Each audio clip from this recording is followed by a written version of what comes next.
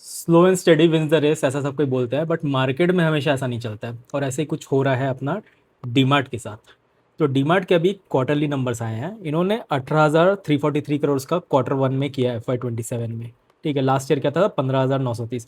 दोनों को आप डिवाइड करोगे ना तो 15 से 16% की ग्रोथ आ रही है। ओनली 15-16, मतलब मेरे हिसाब से बहुत गंदी ग्रोथ है, क्योंकि यहाँ पे इतने सारे कंपनीज मुझे दिख जा रहे हैं जो 25-30-50% से ग्रो कर रहे हैं, तो मज़ा नहीं आ रहा है।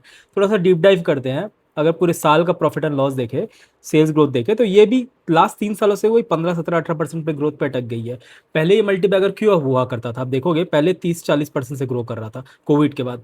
अब ग्रोथ स्लो हो गई है, 15-16% पे आ गई है। शॉर्ट लेवल पे भी देखेंगे, क्वार्टरली लेवल पे भी देखोगे तो आप जो ग्रोथ की, सेल्स की ग्रोथ आ रही है, वो भी अपनी 13-14-15-18% की ग्रोथ पे अटक गई है जाके। अब दिसंबर क्वार्टर में देखो, यहाँ 13% की ग्रोथ है। ये वो वाला क्वार्टर है जहाँ पे जीएसटी का रिबेट मिला था, जीएसटी सस्ती हो गई थी, गिर गई थी बहुत सारी दामें। राइट, अभी क्विक कॉमर्स इनको बहुत सारा टफ कंपटीशन मिला, तो ये एक reason, one of the reason है जिसकी वजह से काइंड ऑफ कंपनी फंस जा रही है। अब इसका पीपीटी, लास्ट पीपीटी से मैं दिखा रहा हूँ आपको।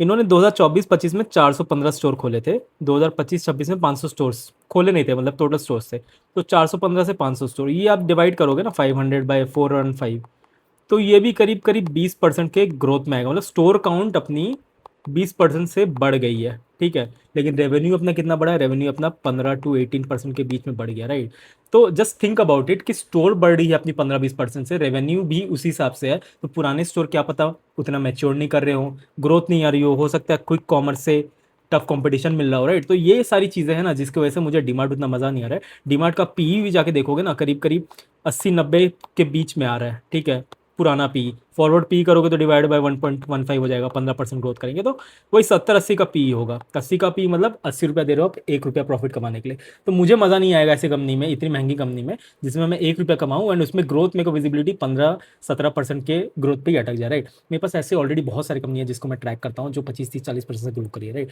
तो बताने का मतलब यही है, इसको एज अ रिकमेंडेशन मतलब, बट एज अ लर्निंग लो कि हम लोग ग्रोथ को कैसे वैल्यूएशन के संग अटैच कर रहे हैं, कैसे ग्रोथ अटक गई है। एंड ये काफ़ी पहले बाकी कंपनियों के जैसे ये रिटेलर्स का फेवरेट हुआ करता था, बट अभी है नहीं। राइट, बाकी अच्छा लगा, इसको सेव कर लो वरना ये चीज़ें खो जाएंगी, मन करेगा तो फॉलो भी कर लेना।